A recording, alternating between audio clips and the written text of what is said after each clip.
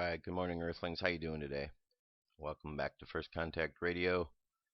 See what we have going on here. Cosmic weather. Spaceweather.com is our first stop along the way. Solar wind, it's 290.1 kilometers per second, about how it was yesterday. And so we see our planetary K index is back like it was, low in the 2 range, expected to not get any higher, so pretty consistent. Here's our coronal holes, not seeing the big triangle, but there are a number of other little ones popping up, you can see. So keep an eye on what's going to go on with those, as will be lots of folks. And we can see that we don't really have much of a chance of an M-class flare. It's decreasing. It was at 25%. Now we're down to 20% and even decreasing as it gets into the next 24 hours. So the sun's activity is going down. It seems to kind of gets real strong and then relaxes and kind of have its own flow. And we've got geomagnetic storm activity, pretty much not anything. Okay, so cosmic weather, that's what's going on. We're kind of calm and steady out there. Just with that, then we move over to the astrology, and we see that we're dealing with, on the conscious mind, the analysis of the Virgo, preparing to shine our light out there, holding that lantern high as the hermit or representation of Virgo shows us. And then underneath, we've moved from that void of course moon yesterday to a complete moon sign, which is Leo. Leo is a fire sign. So we have fire underneath and we have earth on the outside. Think of how those two energies work together, fire and earth. And if you imagine, just like, let's see, fire and earth, we have, the first thing that comes to mind is when you're cooking something in a kiln, like you making some ceramics. You've got the clay, the earth, then you've got a fire that is being put to it to make it a certain hardness and so on. So that's the first thing that came to mind, that we're kind of fashioning ourselves, and our unconscious is providing the heat to help form and create that physical thing that we are analyzing and putting together with our conscious mind. And so I'm just trying to spitball on how to ways in which these energies work together. So through the course of the day, just contemplate that idea. Fire and earth, you've dealt with them for a long time. Just think of the examples of where fire and earth, you've worked with them, and that's what we're working with today. Moving from there, the moon phase is almost back down to a new moon again, 14%. And on the Mayan Oracle, we've progressed from the 2 to a 3. 3 is called the electric tone of activation. Kin for today is the hand. That makes today the electric hand. And the guide for today is the monkey. The monkey's all about play and illusion. The phrase for today is I activate in order to know, bonding, healing. I've sealed a store of accomplishment with the electric tone of service. I'm guided by the power of magic. You can see we've progressed one step along the way on our wave spell with the theme of energy, life force energy. And we've progressed one day forward. I told you there's a 10-day period of time that we are now in that we need to pay attention to, because the energies are a bit intense. So if you feel that there's a lot of intensity out there, there is. So that's what's going on there. The phrase, I'm a galactic activation portal, that was the last part of it. And again, that's because we're in this high energy phase. All right, there you go. That is our cosmic weather for today. So go out there and have some fun surfing around and playing with the waves of energy. Now, the first piece up today, it's called Romney versus Obama, same issues, same answers. The reason I wanted to play this was, and is, because there's a conception out there in the world that things are a certain way. And the reality is things are different than the way that they're perceived or presented. You have the powers that be, or the establishment, you know who I'm talking about, just to make sure we're all on the same page. whenever I talk about the powers that be or the establishment, I'm talking about like the whole organization that would be of governments, world government, here in America especially, the military um, system that is around that. I talk about the Federal Reserve as an establishment, the forces that are running things, not only what you see from the government faces, but behind them. So those individuals stay there from time to time. And the biggest issue and the biggest problems we seem to be having here in this country is a lack of education. And the lack of education comes of not knowing how our country is run. So if when I walk around at these different events that I've been to and I talk to people and I bring up the United States Corporation, they look at me like I'm crazy. Well, not knowing that is a big thing, because a corporation means that there's a board of directors. And the board of directors are the individuals that are consistently staying in office or staying in power behind the scenes from time to president to president to president. That's why these issues aren't changing. You got the Federal Reserve. You've got the the global banks system that is behind it. Money is paying off whoever needs to go to get the job done by the powers, the shadow government in the background. So as long as we aren't aware of that, then we don't realize that these buttons are being pushed. So this first video kind of shows the idea that it doesn't matter at this point whether it's Romney or Obama. And this is how it's been throughout years. It's just more evident now. It doesn't matter who it is. The issues are the same because they're backed by the same individuals. So hopefully by seeing this and sharing this video with others, it will help people to wake up and understand that there really isn't a difference, that it's the difference is less and less, and yet people are convinced that they are different, and all you need to do is see with your eyes. So I'm going to quit rambling and I'm going to let you watch this and you'll be able to see exactly what I'm talking about. Here we go. Universal coverage. I want everyone in Massachusetts and in this country to have insurance. Now we're saying, everybody come on in. Everybody in, nobody out.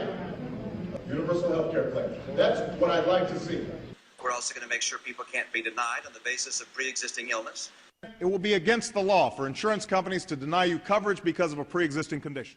For those people who are low income and can't afford insurance, we need to make sure that all people, not just corporations, can deduct on a tax basis the cost of their premiums. Now, for those individuals and small businesses who still can't afford the lower priced insurance available in the exchange, we'll provide tax credits. Individuals will be required to carry basic health insurance, just as most states require you to carry auto insurance. And if you don't want to buy insurance, then you have to help pay for the cost of the state picking up your bill, because under federal law, if someone doesn't have insurance, then we have to care for them in the hospitals, give them free care. So we said no more free riders. And you can't be a free rider on everybody else. You can't not have health insurance, then go to the emergency room. And, you know, we took that on in Massachusetts. We decided we wanted to get everybody insured. We've done that. I understand that the president considers his plan in some respects following the model of Massachusetts. Let's learn from our experience. In fact, I agree with Mitt Romney, who recently said he's proud of what he accomplished on health care. I support background checks for people who are going into a store or whatever and buying a weapon. I want them to have a background check to make but sure. But you stand by your support of the Brady to make sure that the crazies don't buy guns. Because we can make certain that those who are mentally deranged are not getting hold of handguns. Law-abiding private United States citizens. Law-abiding gun owners all across America.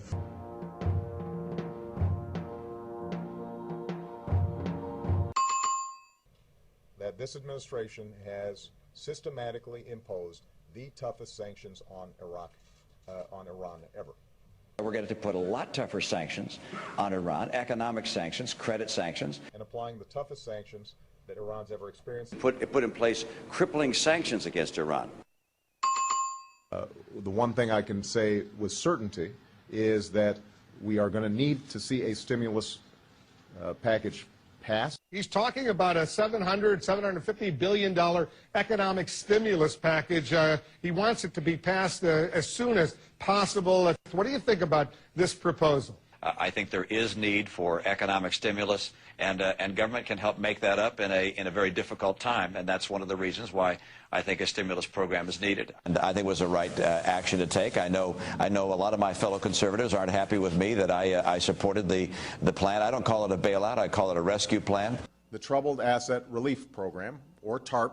And that was an investment made to try and keep a collapse of our entire financial system from occurring. And I think that's the case. I think had Ben Bernanke not pushed for a TARP-type program, we were going to be in a free fall. The TARP program kept that from occurring. So you feel it was well worth it? Well, it was the right thing to do. Okay. These targeted initiatives are right, and they are needed. TARP was the right thing to do. The president ultimately did what I suggested. The president ultimately did what I suggested. President Obama's jobs bill, he wants to create jobs in part by investing lots of money in infrastructure development. Are you with him on that?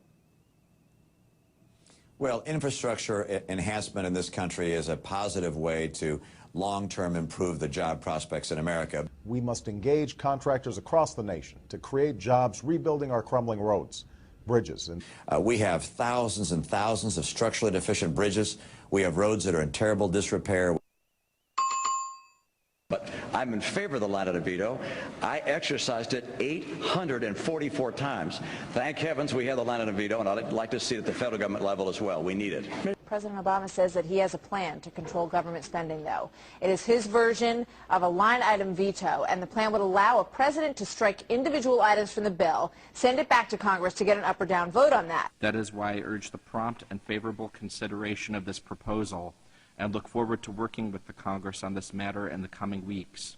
Signed, Barack Obama, the White House.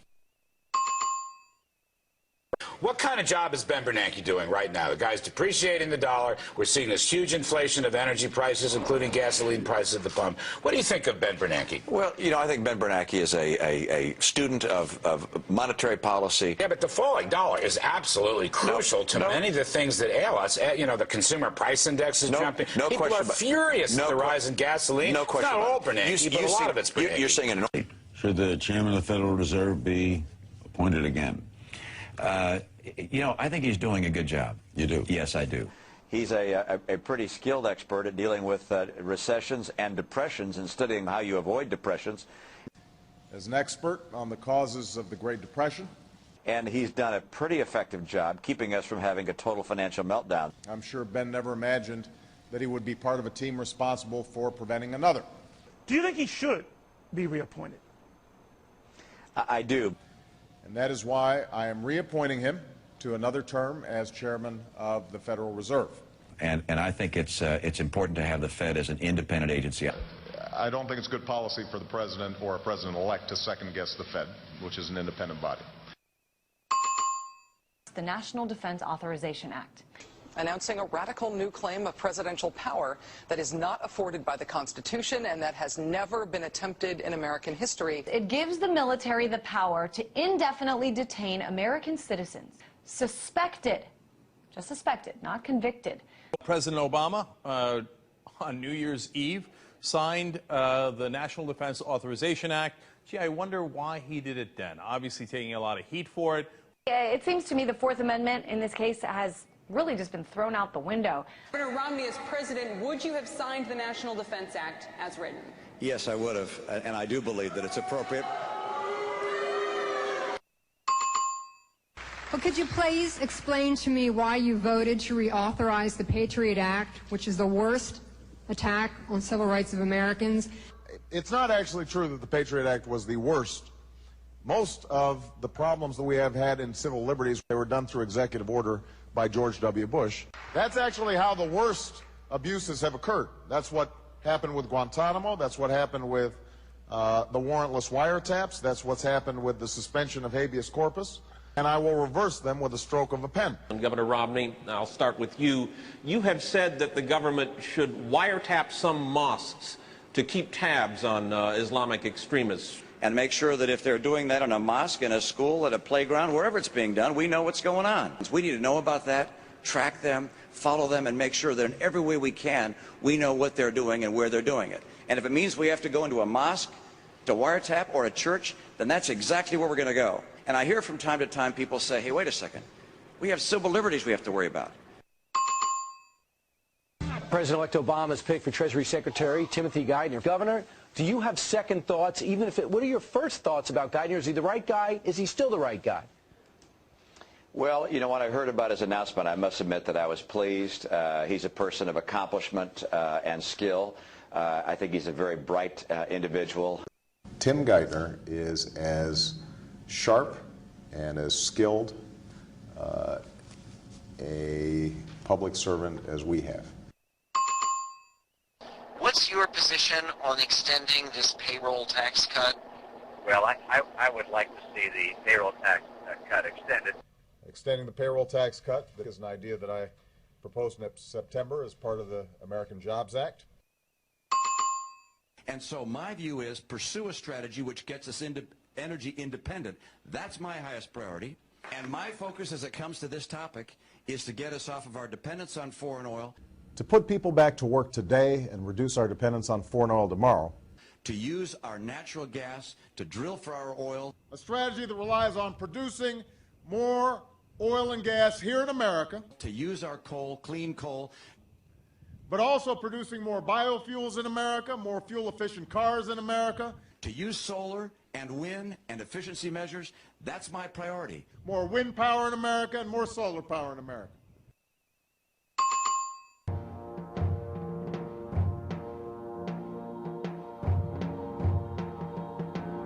Mitt Romney is obviously the choice of the Republican establishment.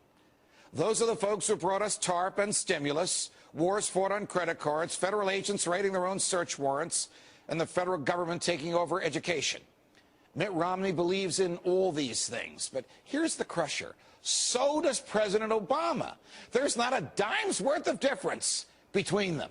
Name the topic on which the president has a real say, and they agree. Can the government mandate health care? Yes, from both. Should income taxes stay where they are on those who pay the most? Yes, from both. Can the president start a war on his own without a declaration of war from the Congress? Yes, from both. Can the president kill any American he wants? Incredibly, yes, from both. Oh, there is some difference in tone. One of them likes labor unions, and the other one likes big business. But both love big government.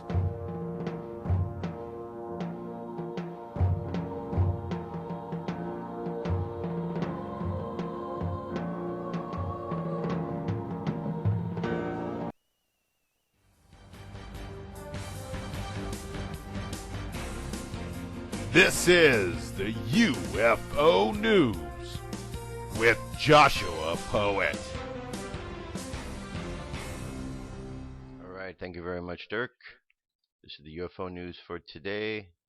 5 stories. Story number 1, UFO caught shooting past Empire State Building.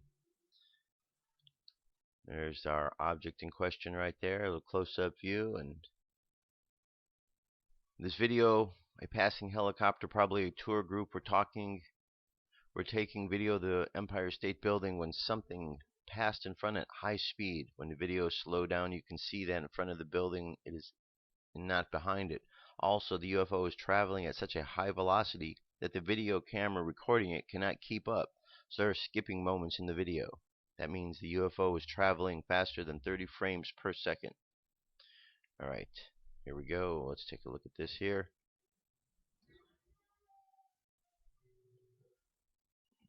Okay, it's going to go by very fast.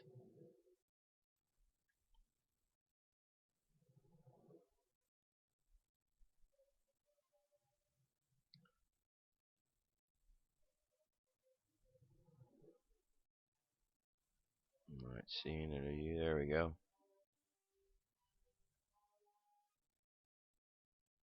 Okay, very interesting. That's our UFO sighting there in New York.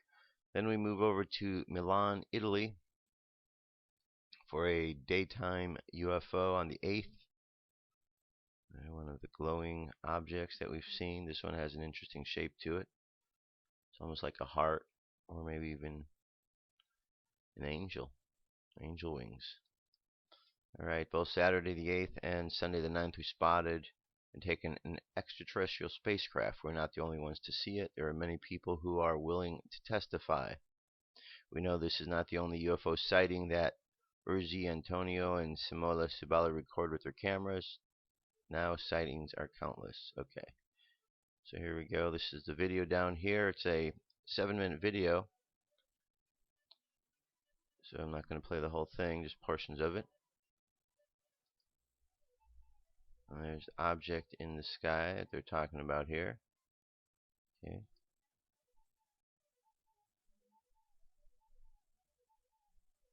It's a good close-up shot. Alright, so there's a whole video there. Check that out. Moving right along. This one takes us to Texas. This was a unknown lights in a formation hovering above the sky. This was just the other day. There we go. So this is just hovering above the sky.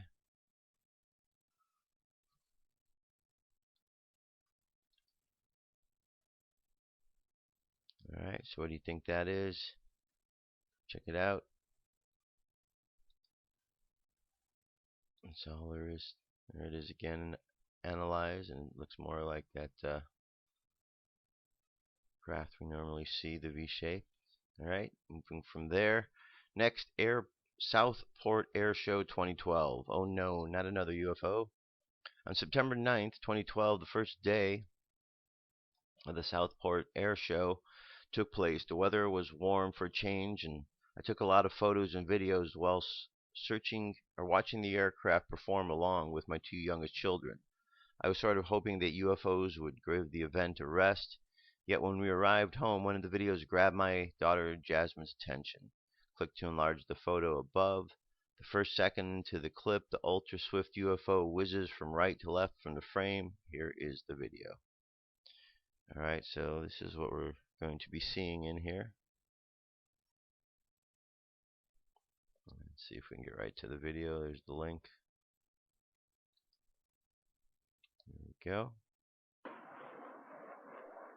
So from right to left. There's the plane.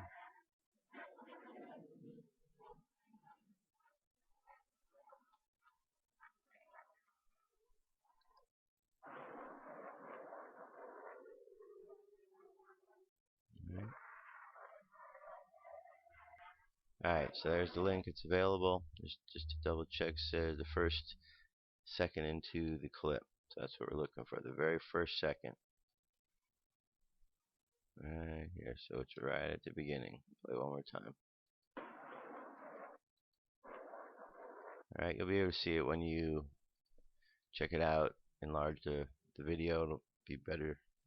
Alright, here we go. This was a compilation. Best UFO sightings of 2012, September 2012, week 1. Good Folks Paranormal Research Channel.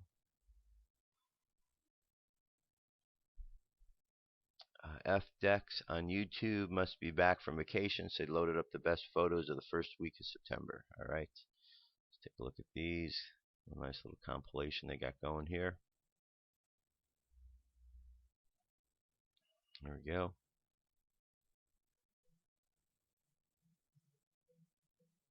This is like a 4.5-minute video. I'm just going to kind of zip through a bit here. It's the one we talked about, the Curiosity.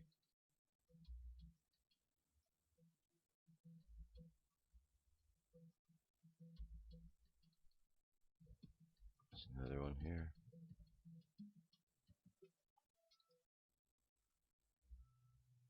Interesting looking one in the sky.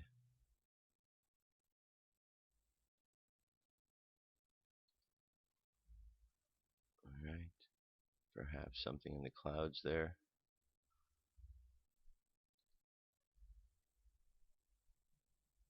Alright, so there you go. It's a little compilation. Watch through the whole thing. And our last thing I wanted to bring your attention to is, I hadn't brought this up in a while. This is the UFO Stalker. This is a nice little map that shows you what's going on and lists all the different sightings. So you can just go through, click on the little dots here, get more information all about the sighting. Got the spaceships you can click on. So this is a good source here. If you're not familiar with it, you are now. So check that out. And that is our UFO News Report for today. I'll be right back. What if our government was responsible for some of the greatest crimes against this nation? Would you really want to know? These are big questions, but these questions deserve answers. It's time to demand the truth.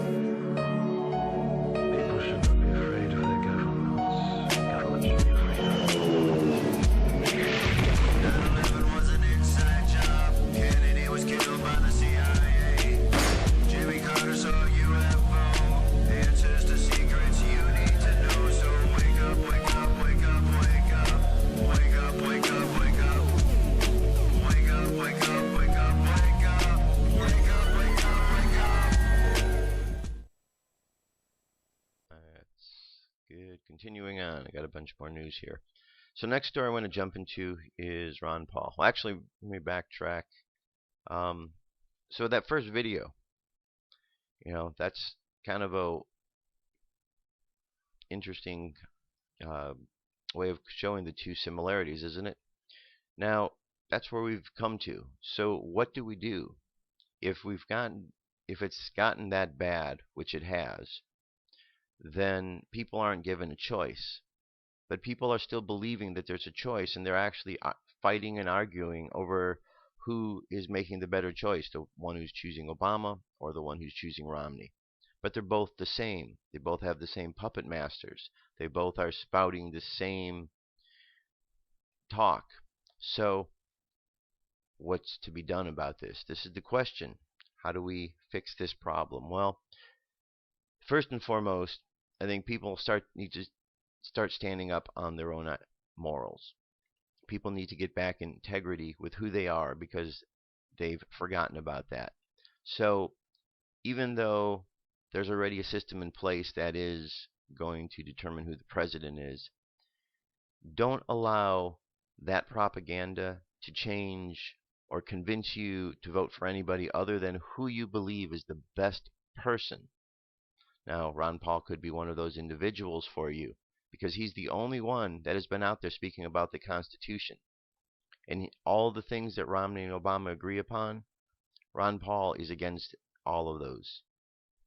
Okay, Ron Paul does not see eye to eye with either of those two gentlemen. He doesn't step in line with the establishment, agenda, which is why they don't like him, because he's going to rock the boat. But that boat needs to be rocked, and there's a movement that's been created because we've been reminded to look at the Constitution and understand what it's about. So all I could say is, when you go out there, vote your conscience. If you can just start by moving yourself, doing one thing differently, vote in a way that is for the person who you think is the best, not because somebody told you. And if you could do that, that would be a good start. And even if the vote doesn't make a difference, you'll know that you went and did the right thing. And that feeling, that good feeling you'll have, well, that will be a little bit of a spark that will lead you on to another good feeling of doing something right. Because we need to find ways to get back in our integrity. And integrity means doing what we believe is the right thing, not what somebody else tells us is the right thing. And we all know what's right. We all know what's wrong. The United States of America was set up on a principle. The Constitution defines what these principles are. We need to follow that document. We agreed to follow that document. Men and women have died over the course of the many, many years to make this country what it is. And now there's individuals within that are trying to destroy all of that? No. They're only trying to destroy it, and they will only succeed if people step away from their integrity. And the more people step back and do the right thing, the more that the bad element will be moved aside. Now, speaking of all of that, this is Dr. Paul, his weekly speaking to that exact issue of liberty thrives when government is restrained. So this talks about that restraining of the government that is trying to get too large. So here we go.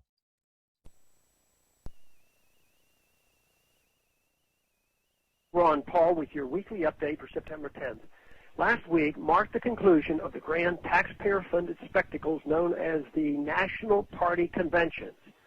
It is perhaps very telling that while $18 million in tax dollars was granted to each party for these lavish ordeals, an additional $50 million each was needed for security in anticipation of the inevitable protests at each event. This amounts to a total of $136 million in taxpayer funds for strictly partisan activities, a drop in the bucket relative to our disastrous fiscal situation, but disgraceful nonetheless. Parties should fund their own parties, not the taxpayer. At these conventions, leaders determined or pretended to determine who they wished to govern the nation for the next 4 years amidst inevitable, endless exaltations of democracy. Yet we are not a democracy. In fact, the Founding Fathers found the concept of democracy very dangerous. Democracy is majority rule at the expense of the minority. Our system has certainly democratic elements, but the founders never mentioned democracy in the Constitution, the Bill of Rights, the Declaration of Independence. In fact, our most important protections are decidedly undemocratic. For example, the First Amendment protects free speech. It doesn't or shouldn't matter if that speech is abhorrent to 51% or even 99% of the people. Speech is not subject to majority approval. Under our Republican form of government, the individual, the smallest of minorities, is protected from the mob. Sadly, the Constitution and its protections are respected less and less as we have quietly allowed our constitutional republic to devolve into a militarist, corporatist social democracy. Laws are broken, quietly changed, and ignored when inconvenient to those in power, while others in position to check and balance do nothing. The protection the founders put in place are more and more just an illusion. This is why increasing importance is placed on the beliefs and views of the president. The very narrow limitations on the government power are clearly laid out in Article 1, Section 8 of the Constitution. Nowhere is there any reference to being able to force Americans to buy health insurance or face a tax or penalty, for example. Yet this power has been claimed by the executive and astonishingly affirmed by Congress and the Supreme Court. Because we are a constitutional republic, the mere popularity of a policy should not matter. If it is in clear violation of the limits of government and the people still want it, a constitutional amendment is the only appropriate way to proceed. However, rather than going through this arduous process, the Constitution was in effect ignored and the insurance mandate was allowed anyway. This demonstrates how there is now a great deal of unhindered flexibility in the Oval Office to impose personal views and preferences on the country so long as 51% of the people can be convinced to vote a certain way. The other 49%, on the other hand, have much to be angry about and protest under the system. We should not tolerate the fact that we have become a nation ruled by men, their whims, and the mood of the day, and not laws. It cannot be emphasized enough that we are a republic, not a democracy, and as such, we should insist that the framework of the Constitution be respected and boundaries set by law are not crossed by our leaders. These legal limitations on government assure that other men do not impose their will over the individual. Rather, the individual is able to govern himself. When government is restrained, liberty thrives. Thanks for calling this update. A new update is placed on this number, 888-322-1414, every Monday. The written text can be found on my website, www.house.gov/Paul, under the heading Texas Straight Talk. Thanks for calling. Common sense wisdom there from good old Dr. Paul. All right. Now, that wireless warrantless wiretaps that you heard talked about during the first video. Well, today the House is voting to legalize warrantless wiretaps. Make sure that the warrantless wiretaps are legal. Only days after NSA whistleblower has sounded the alarm about the government's massive spying campaign on American citizens, the U.S. Congress, who swore an oath to uphold the Constitution, are set to legalize warrantless wiretaps with the reauthorization of the secretive FISA Amendment Act. The legislation is the perfect example of why there is no difference between the political parties.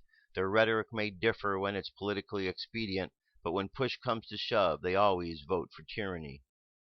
Obama said he was against the Patriot Act in order to get elected because the majority of the Americans opposed it, but then he supported its extension not only 1 year, but for 4 years. Obama repeatedly attacked Bush's warrantless wiretaps as unconstitutional, but now he's expected to sign the 5-year reauthorization once the unprincipled legislatures rubber stamp it today. It seems the only time Congress acts in a bipartisan way is when they're trampling the constitutional rights of Americans. All right? So, there's nothing to say about that.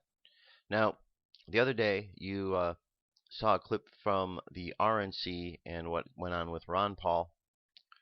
This was clips from the DNC as narrated here and shown by Ben Swan. Reality check. So that, for the casual observer, this presidential election season will be the same script as usual. Republicans versus Democrats vying for the White House. But there is a much bigger theme developing, that regardless of whether you're in the Republican Party or the Democrat Party, you don't really have a voice. And both parties are just running over the views and the values of the people they're supposed to represent in those parties. First it happened at the RNC, and now at the DNC. This is a reality check you're not going to see anywhere else.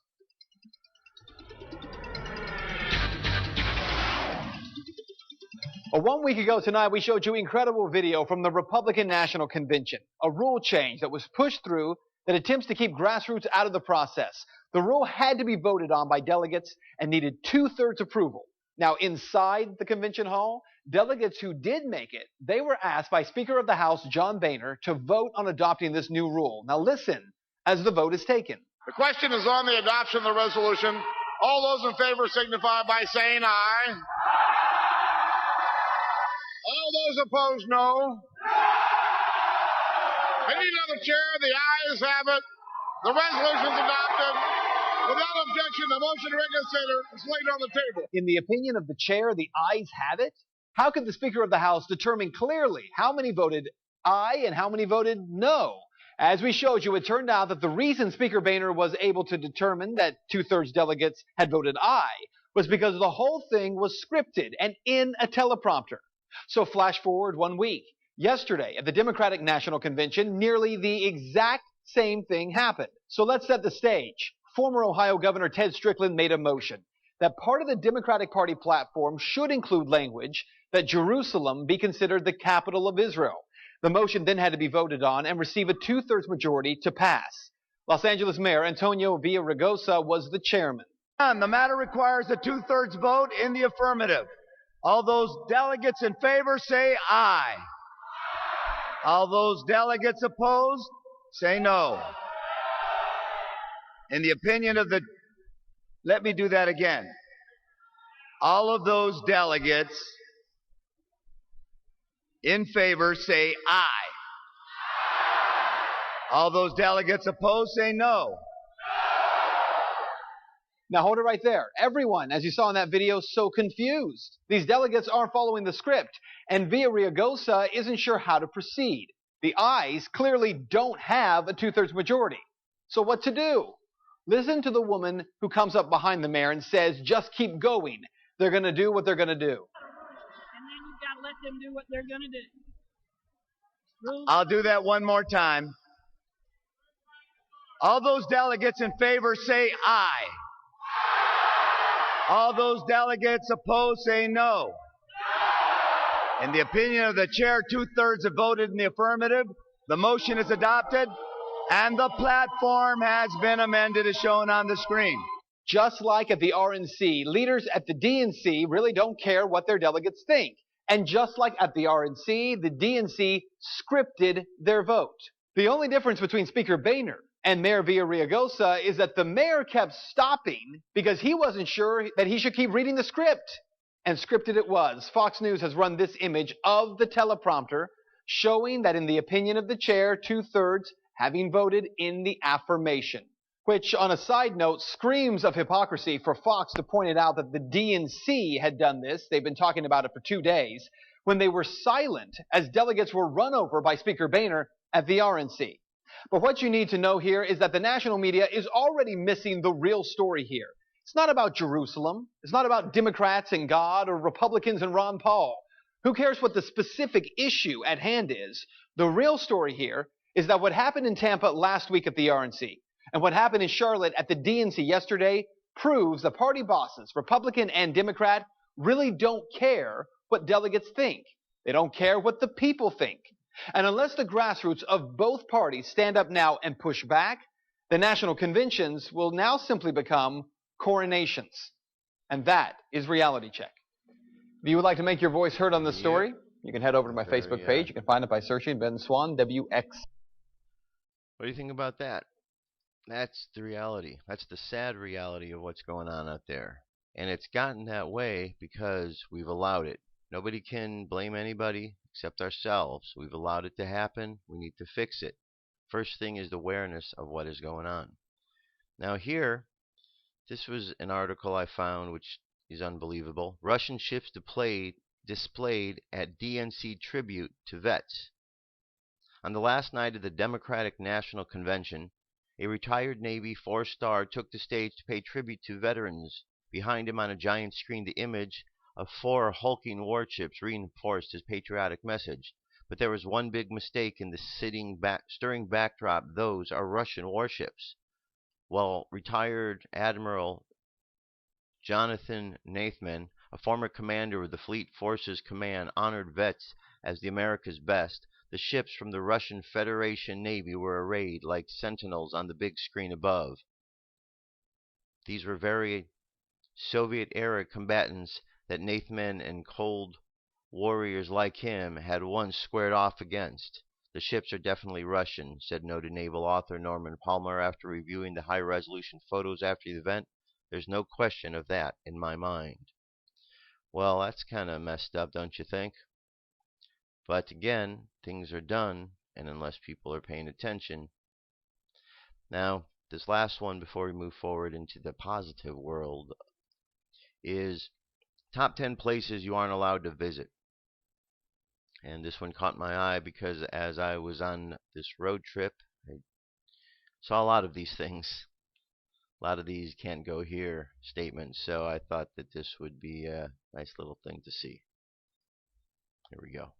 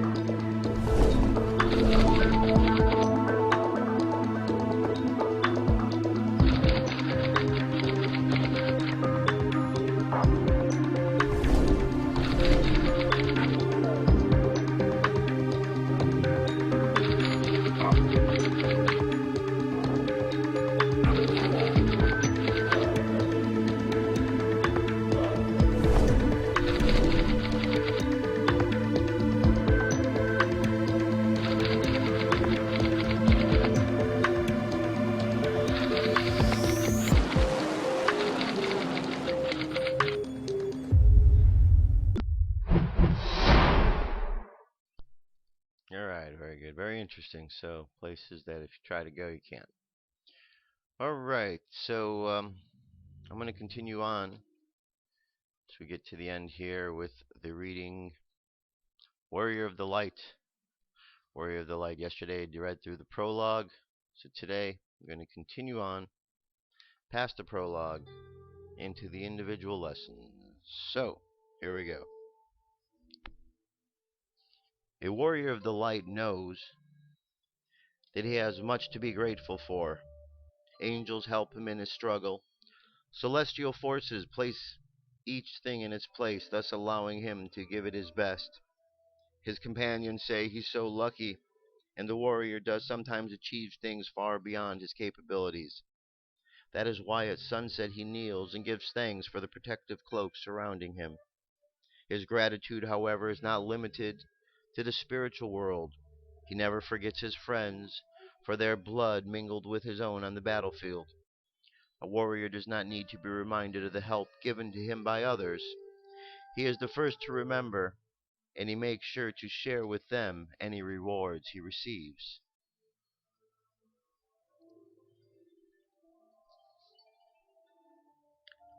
All the world's roads lead to the heart of the warrior. He plunges unhesitantly into the river of passions, always flowing through his life.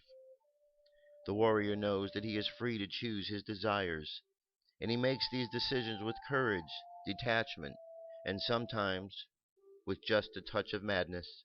He embraces his passions and enjoys them intensely. He knows that there is no need to renounce the pleasures of the conquest. They are part of life and bring joy to all those who participate in them. But he never loses sight of things that last, or of the strong bonds forged over time. A warrior can distinguish between the transient and the enduring. A warrior of the light does not rely on strength alone. He makes use of his opponent's energy too. When he enters the fight, all he has is his enthusiasm, the moves and strikes that he has learned during his training. As the fight progresses, he discovers that enthusiasm and training are not enough to win. What counts is experience. Then he opens his heart to the universe and asks God to give him the inspiration he needs to turn every blow from his enemy into a lesson in self-defense. His companions say he's so superstitious, he stopped fighting in order to pray. He even shows respect for his opponent's tricks. A warrior does not respond to these provocations. He knows that without inspiration and experience, no amount of training will help him.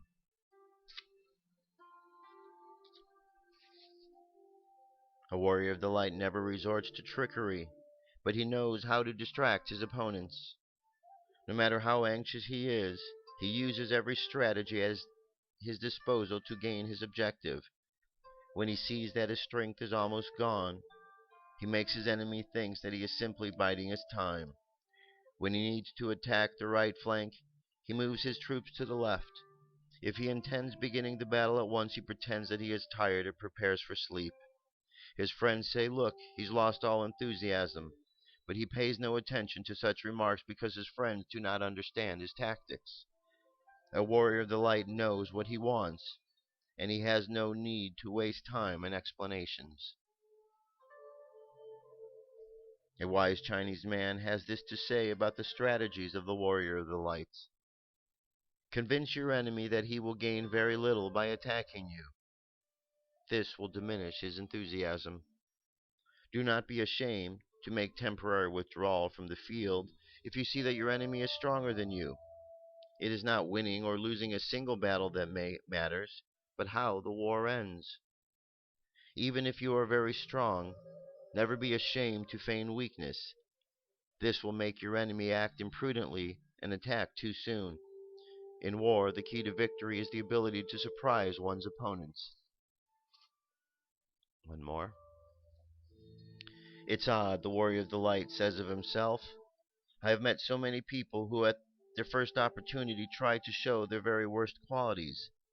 They hide their inner strength behind aggression and hide their fear of loneliness behind an air of independence.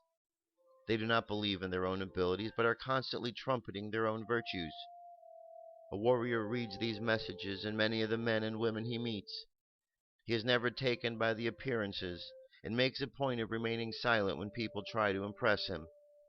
He uses these occasions to correct his own faults, for other people make an excellent mirror. A warrior takes every every opportunity to teach himself. Take a deep breath. Exhale. And imagine all of this information, all of these qualities of the warrior of the light. Imagine all of them being absorbed into your unconscious.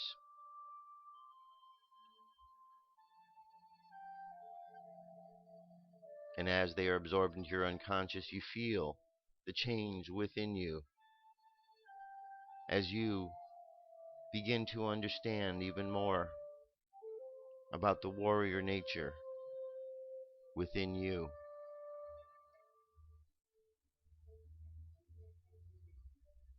And imagine now, as the warrior of the light on the path and the path before you, imagine the runway lights running down either side of this path and zipping forward into the future. And let's take these lights all the way to December 21st, 2012. And go to that moment and fill it with light in preparation for all of those who shall be arriving. And then bring your energy back to the place where you are, knowing that this road of light already exists.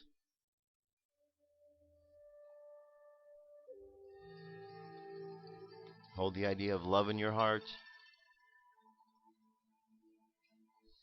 Take a deep breath, and let's bring our energy and attention back to the present moment on the count of 3. 3, coming back to the present moment filled with confidence. 2, coming back to the present moment filled with faith. And 1, coming back to the present moment happy, healthy, and whole. Happy, healthy, and whole. There you have it. That's the end of our show for today. Thank you very much for being here. Have an awesome day. I'll talk to you tomorrow. Peace.